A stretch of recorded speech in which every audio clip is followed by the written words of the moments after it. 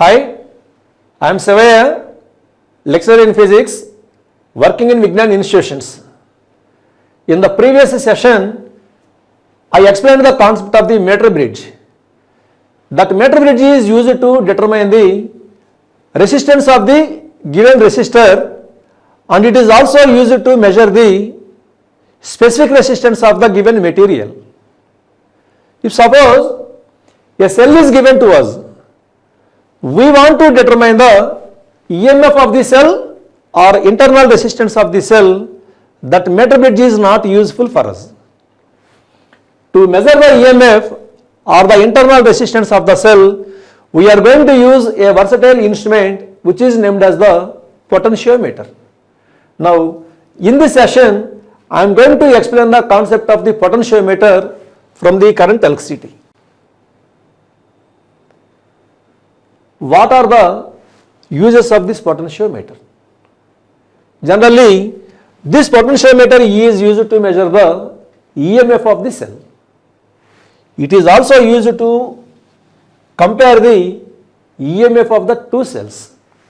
It is used to determine the internal resistance of a cell, and it is also used to calibrate the voltmeter. So, it is used to measure the EMF of a cell, it is used to compare the EMF of the two cells, it is used to determine the internal resistance of a cell, and also used to calibrate the voltmeter. To know all these applications, we must know the basics of the potentiometer. Now, in this session, I am going to cover all the topics related to the potentiometer. For that, see, the contents of this video session are construction of the potentiometer, principle of the potentiometer. Using that principle, we are going to compare the EMF of the two cells. That means we are going to do the comparison of the EMF of the two cells, and also we are going to determine the internal resistance of a cell. Okay? So, the contents are construction of the potentiometer, principle of the potentiometer, using the principle of the potentiometer, comparison of the EMF of the two cells, and determination of the internal resistance of a cell. These are the contents of the today's video session. Now, first come to the construction of the potentiometer. Construction of the potentiometer. So, this consists of a wooden plank. This is the wooden plank. On this wooden plank, several metal wires, each of exactly 1 meter length, are placed side by side like this. See, there are 1, 2, 3, 4 wires. All these wires are having exactly 1 meter length, and these are placed side by side. Sometimes we may use 6 wires, sometimes we may use 10 wires on the wooden plank. Now, these metal wires are constructed by the thick metallic strips. See here, these two ends are connected by a metallic strip, these two ends are connected by a metallic strip, and these two ends are also connected by a metallic strip. These metallic strips are having negligible resistance value. Why? Because they are thick metallic strips. So, because of the joining of the wires like this, these pieces of the wires are acting as a single wire AC. Now, this AC is treated as a potentiometer wire. If we use 4 wires, the length of the potentiometer wire is 4 meters. If we use 10 wires, the length of the potentiometer wire is 10 meters. Now, see here, if we start at A, up to here 1 meter, up to here 2 meter, up to here 3 meter, and up to here the length of the wire is 4 meters. To measure the length of the wire during the experiment, we use a scale, and that scale is attached to the wooden plank besides the wire like this. Now, here between the two ends of the potentiometer wire, we are connecting a battery, a rheostat, and a plug key in series with one another. Here, this battery, this RH stands for the rheostat, and this K stands for the plug key. We know the purpose of the battery. This battery is used to maintain constant potential difference between the two ends AC, whereas this rheostat is the variable resistor. This plug key is a key which is used to allow the current or to stop the current through the circuit. It means just it is like a switch, on off switch. Now this circuit which consists of battery, rheostat and plug key is called as the primary circuit.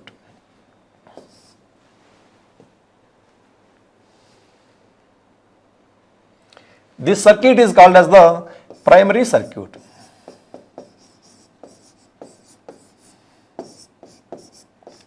This circuit is called as the primary circuit.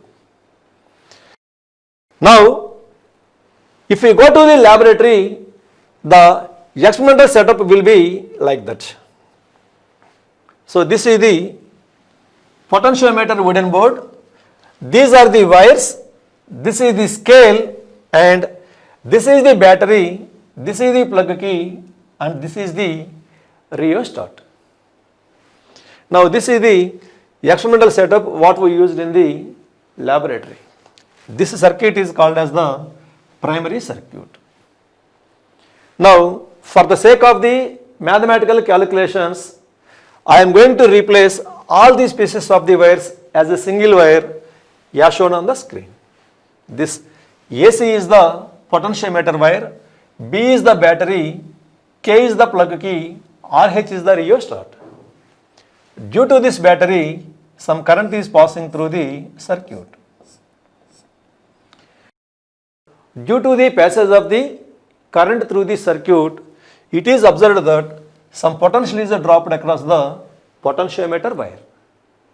Now I am going to calculate the potential difference developed across the given length of the potentiometer wire, which is taken as the principle of the potentiometer.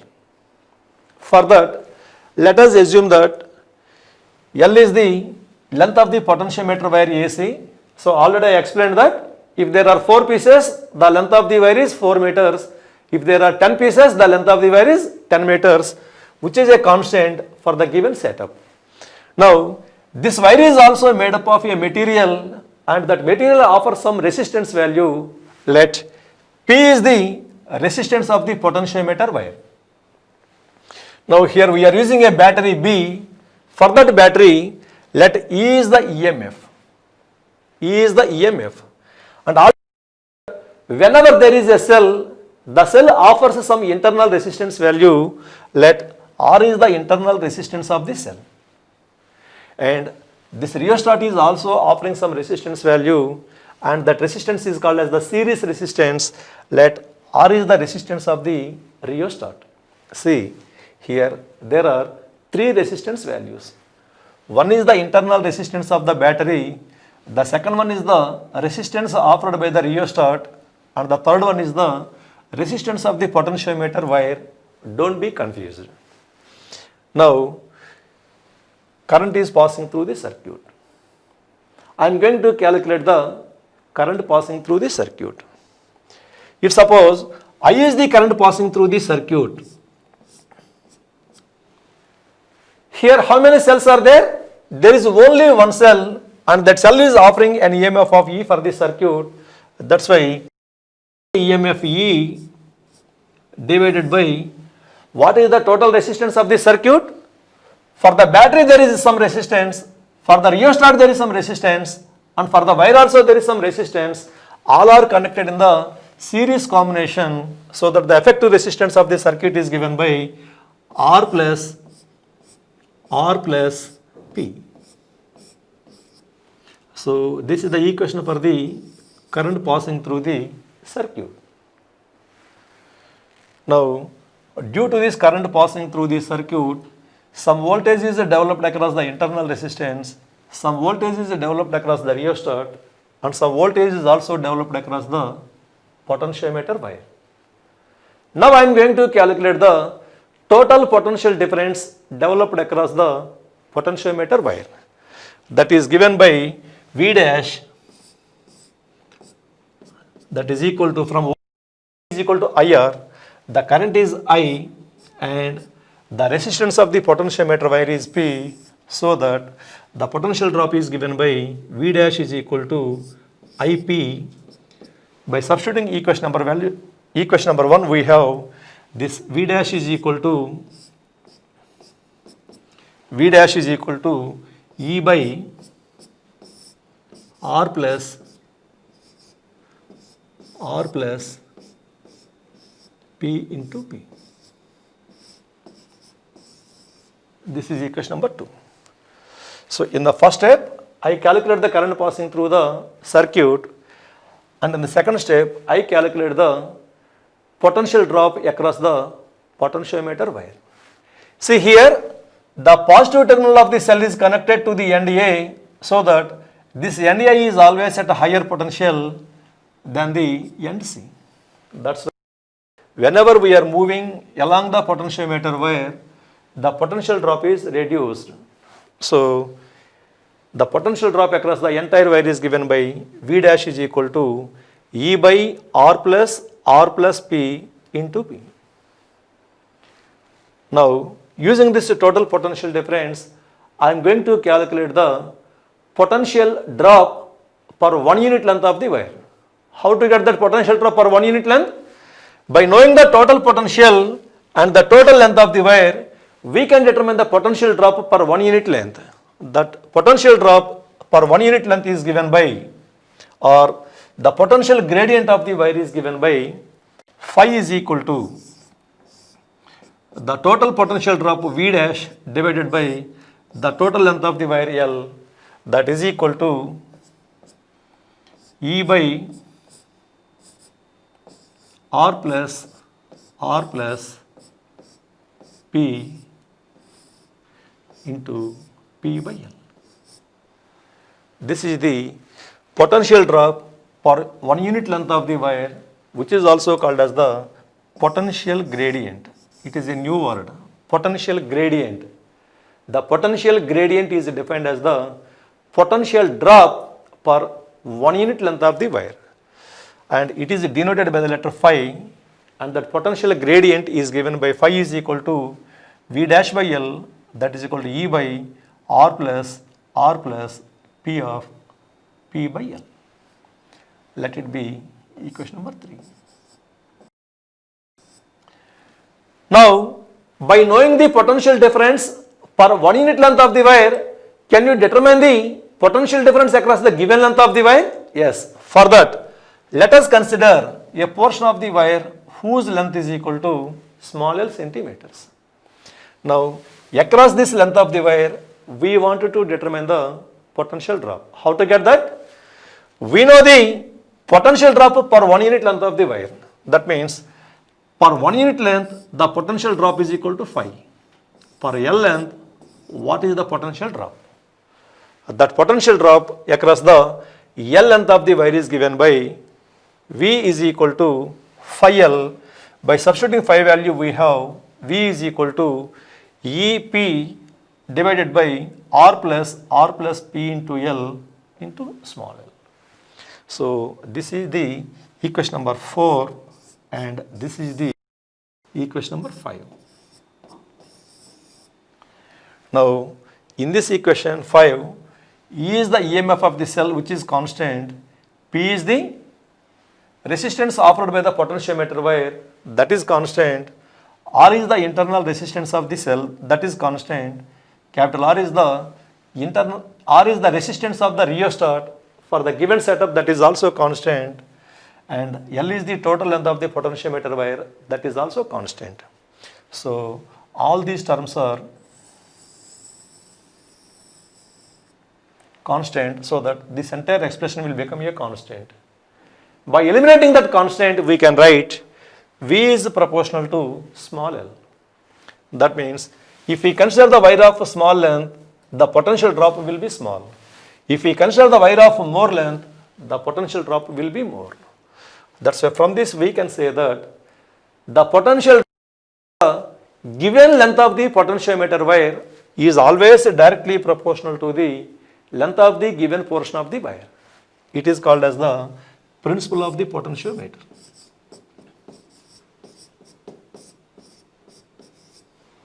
This is the principle of the potentiometer. V is directly proportional to L. If L is more, potential drop is more.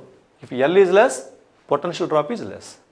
Now, this principle and these mathematical equations are important for us while solving the problems for the objective exams. Here, V is equal to phi L. This is another important equation. It is going to be used in the coming part of the lesson. Okay? Now, you should remember the formula for the potential gradient and also the formula for the potential drop across the given length of the wire. But while giving the problems, the battery may be taken as an ideal cell. If suppose the battery is mentioned as ideal cell, then there is no internal resistance. Substitute R is equal to 0 in this equation. Sometimes the series resistance or the rheostat may not be connected in the circuit. In such cases also, take this resistance of the rheostat R is equal to 0. That's why if the internal resistance of the battery and the resistance of the rheostat values are given, substitute that values. If that values are not mentioned or not given in the problem, just take that values as 0 while making the calculations. Right? That one more thing is, by using the rheostat, we can change the resistance of the rheostat. If the resistance of the rheostat changes, then automatically the current changes, the potential gradient changes, and the potential across the given length of the wire also changes, so that the sensitivity of the potentiometer may also change. This is about the principle of the potentiometer. Now, using this principle of the potentiometer, we are going to study two applications which are related to our syllabus. Now, the important equations to be remembered are V is equal to phi L, which gives the potential across the given length L of the wire. And the second one is V is directly proportional to L. Here, using this principle, I am going to explain the first application, that is the comparison of the EMF of the two cells. Comparison of the EMF of the two cells. For that, let us see the screen. This is the potentiometer arrangement and this is the primary circuit. And if suppose we close the key, then what happens? Current is passing through the circuit and potential is developed across the potentiometer wire, and already we studied that the potential across the given length of the wire is given by V is equal to phi L. This is what we studied in the principle of the potentiometer. Here, this phi stands for the potential gradient, L stands for the given length of the wire, whereas this V stands for the potential drop across the given length L of the wire. Now, this is V is equal to phi L, what we studied in the previous part of the derivation. Now, let us take the two cells for which we want to compare the EMF, and the two cells are connected. Here, E1, E2 are the EMF of the two cells.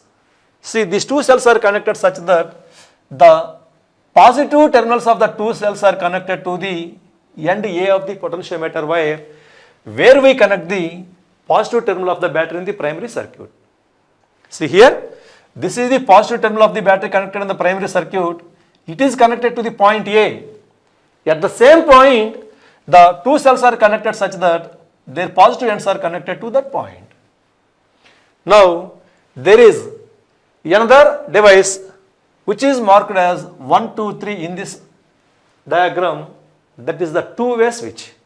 So, we can connect 1, 3 or we can connect 2, 3.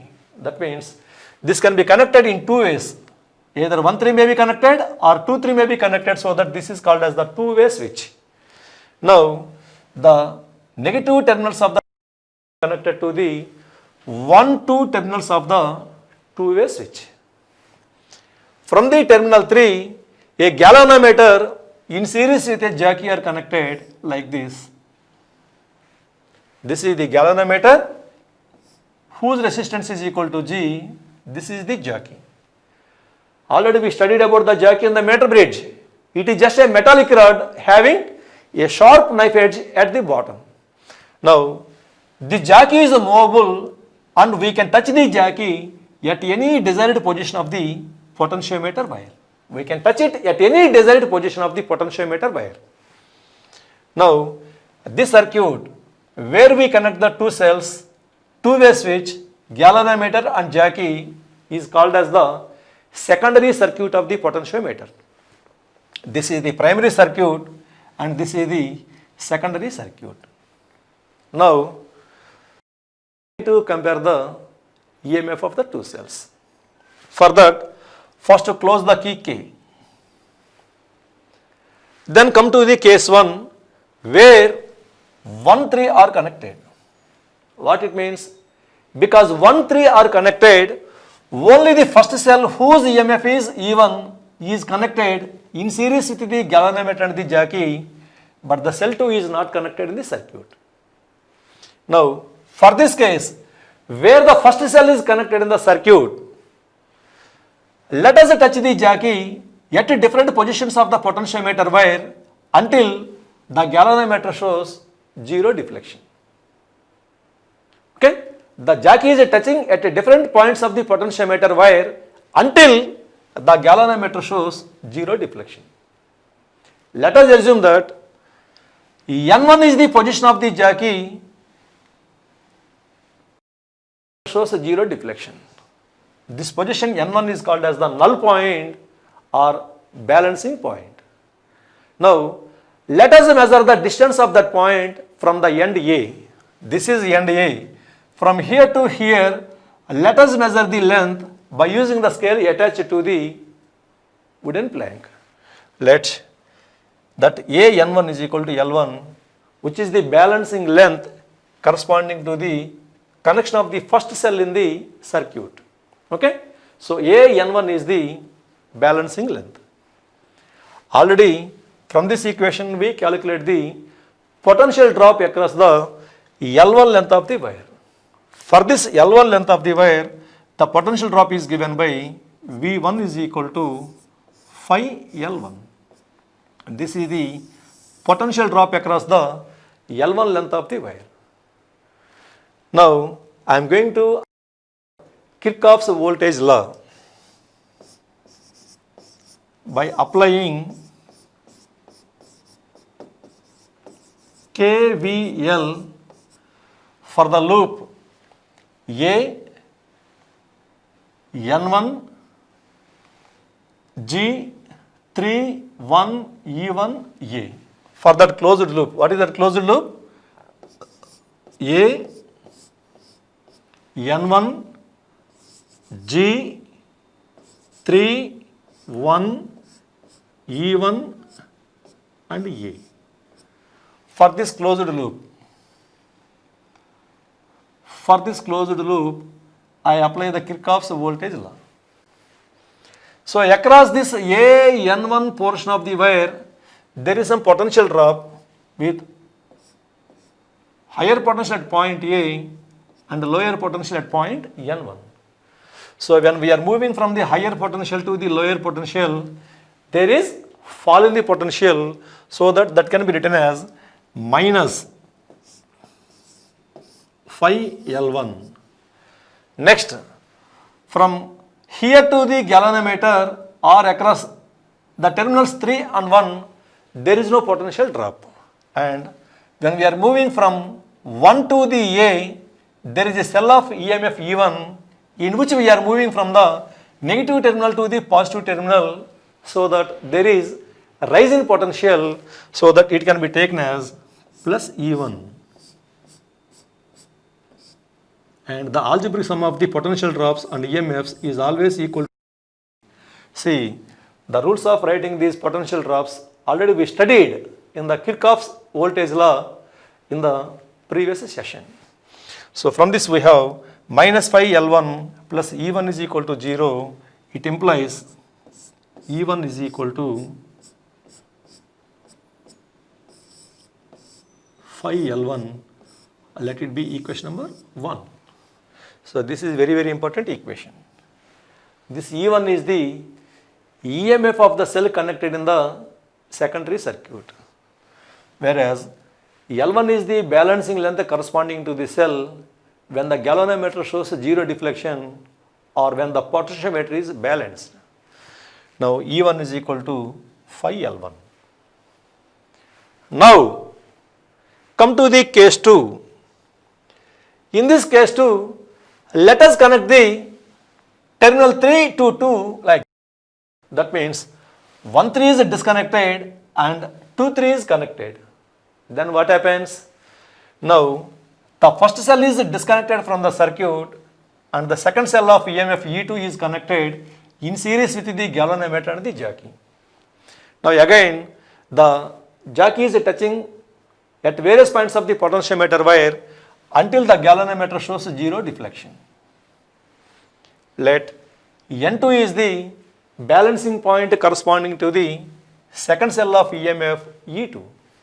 Now the balancing length is given by A N2 is equal to L2. That means from point A to N2 calculate the balancing length. Let L2 is the balancing length. By applying the Kirchhoff's voltage law in the similar fashion, we get the equation as E2 is equal to phi L2, let it be equation number 2. Okay, so here what we have done, by using the two-way switch, in the case 1, only the first cell is connected, the balancing length is obtained and the corresponding equation is written. In the second case, only the second battery is connected in the circuit, the corresponding balancing length is obtained, and from that we write down the equation for the EMF of the second cell. Now by taking equation 1 by 2, what we get? By taking equation 1 by 2, we get E1 by E2 is equal to phi L1 by phi L2. Here phi cancels and we have E1 by E2 is equal to L1.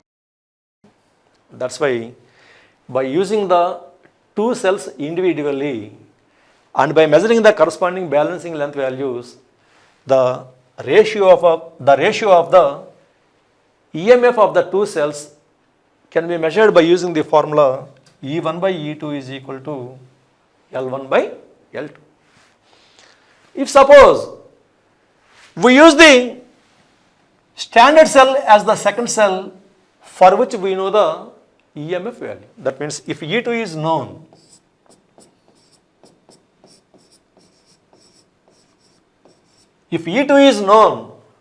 then can we determine the E1 value? Yes, we can determine the E1 value by using the formula E1 is equal to E2 L1 by L2. By using this formula, we can determine the of the unknown cell. You may have doubt, sir, what is the necessity of using this potentiometer to determine the EMF of the cell? Already we have voltmeter for that purpose. It is a small device. Instead of using the voltmeter, why we use this potentiometer? You may have doubt. For that, if suppose this is the resistor, if suppose we connect a voltmeter across the resistor to determine the potential difference, we know that the voltmeter is having some resistance value. Whenever it is connected across the element, some current is passing through the voltmeter. Because of the current passing through the voltmeter, the current passing through the given resistor may be changed. Because of that, there may be a small variation, there may be a small error in the measurement of the voltage when we use the voltmeter. Then, whenever we are using the potentiometer, under the balancing condition, the current passing through the galvanometer is equal to 0. It means that no current is passing through the cell.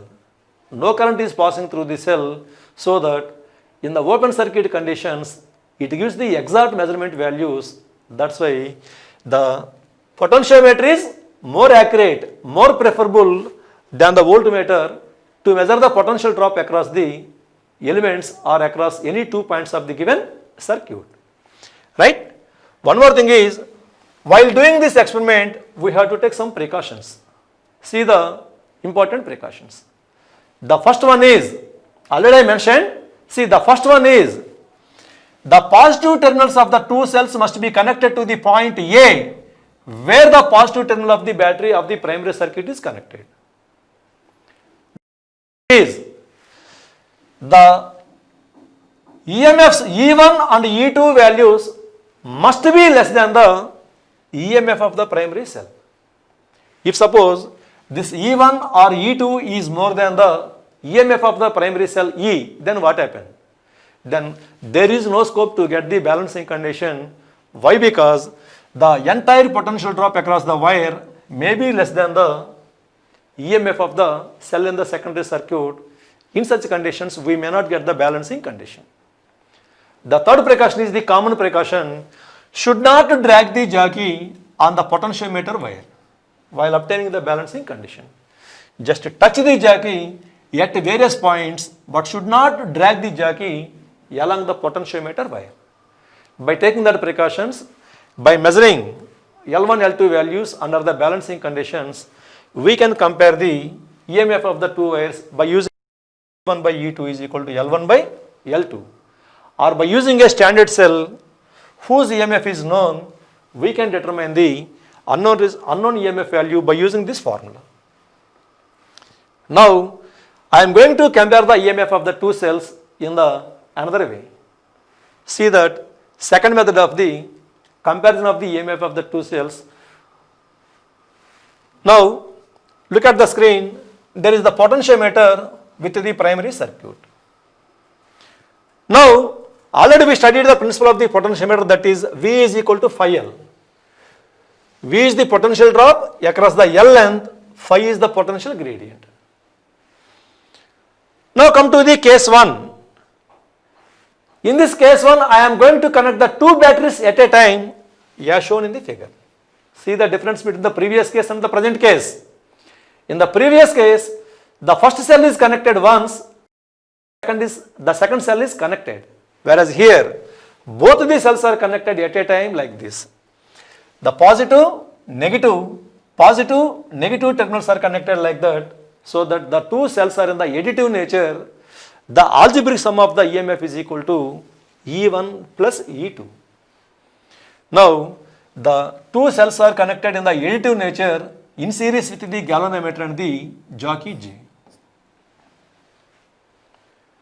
Now, let us touch the jockey at different points of the potentiometer wire until the balancing condition is obtained.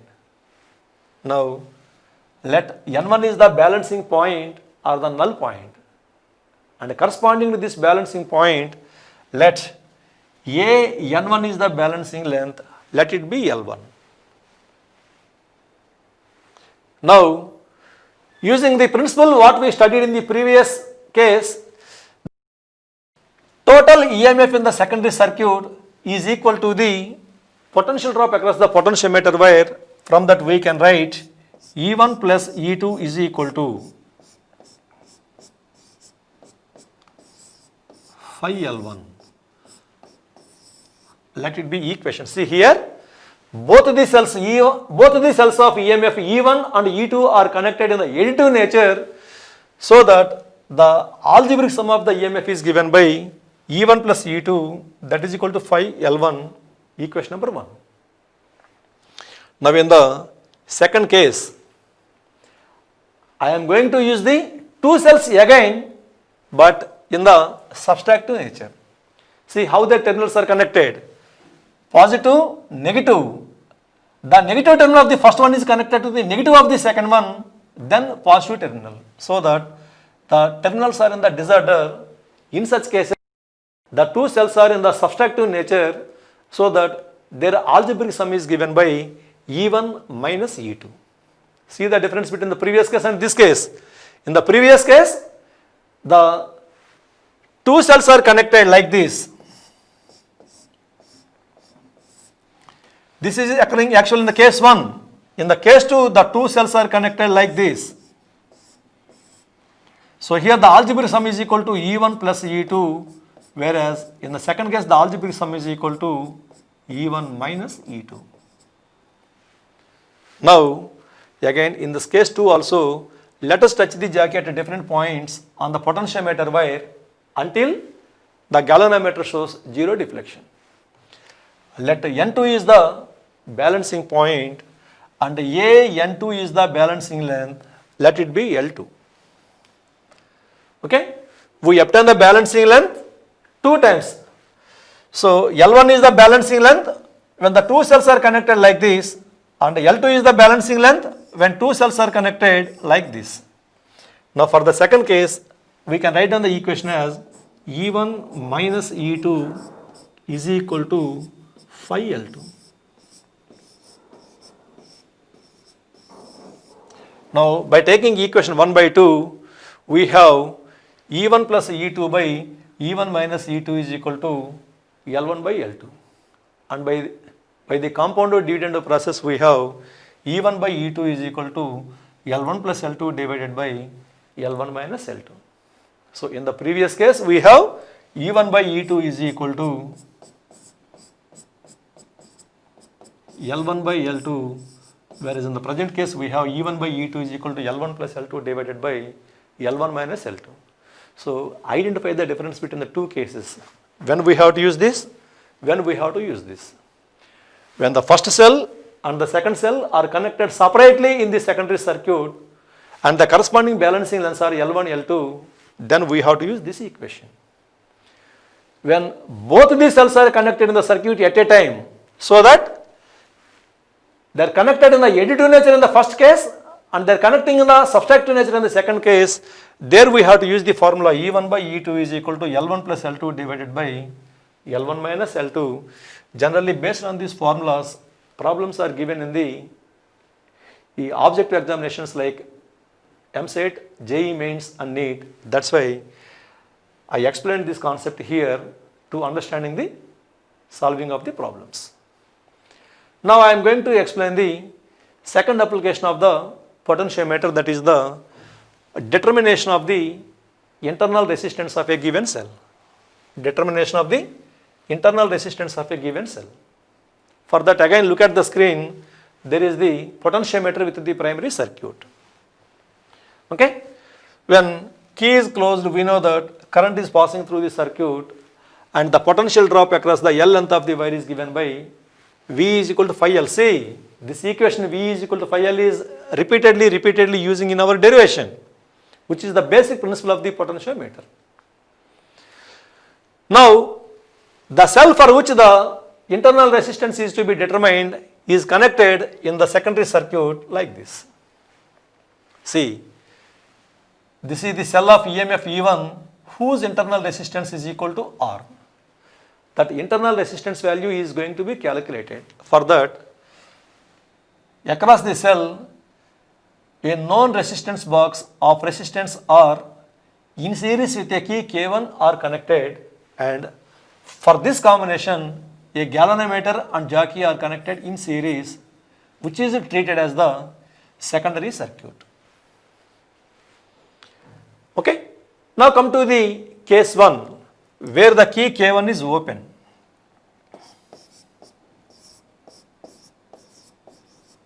When key K1 is open, what happened? No current is passing through this branch, and let us touch the jockey at different points of the potentiometer wire until the galvanometer shows zero deflection.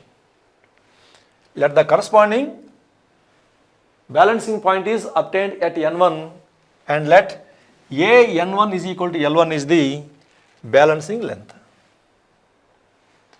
Now, in this case, the expression can be written as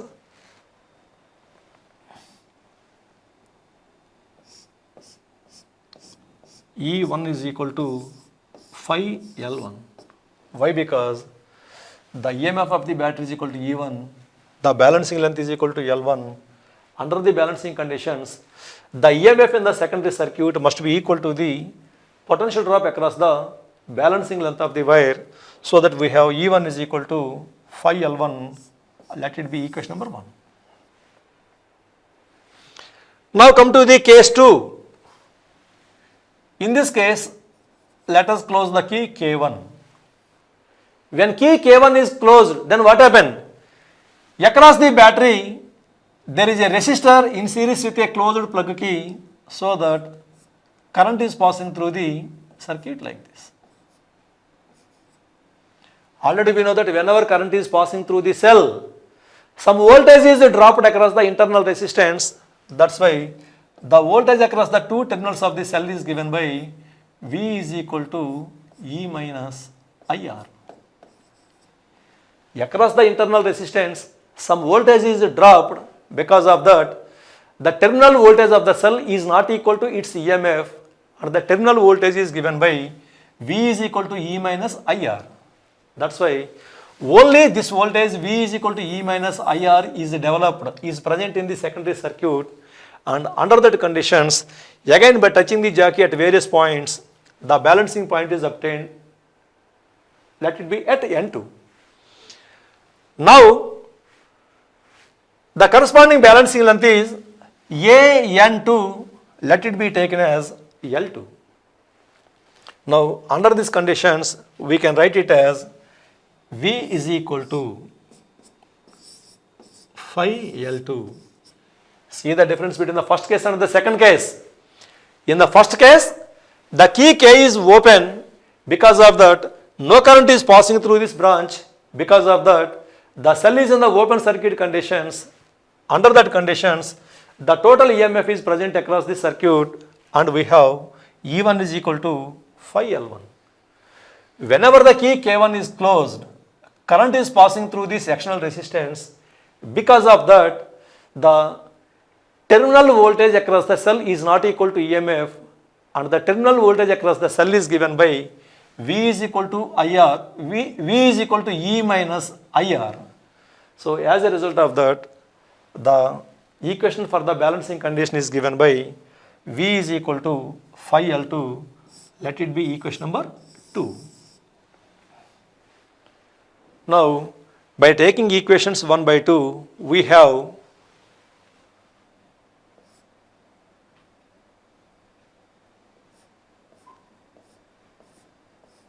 E by V is equal to L1 by L2. Here the EMF is taken as E1, so that E1 by V is equal to L1 by L2, let it be equation number 3.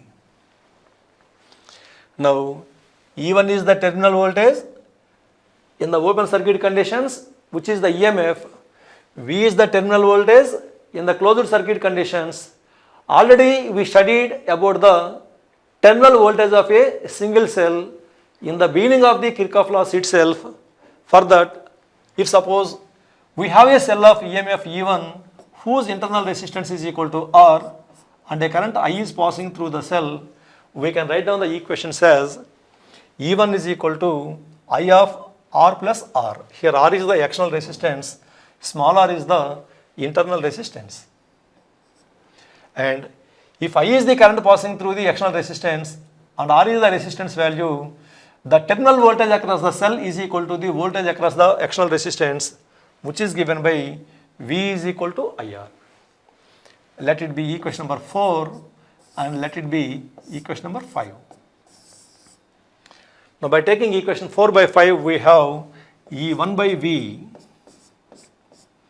is equal to II cancels, and we have capital R plus a small r divided by capital R, which is equal to 1 plus R by R.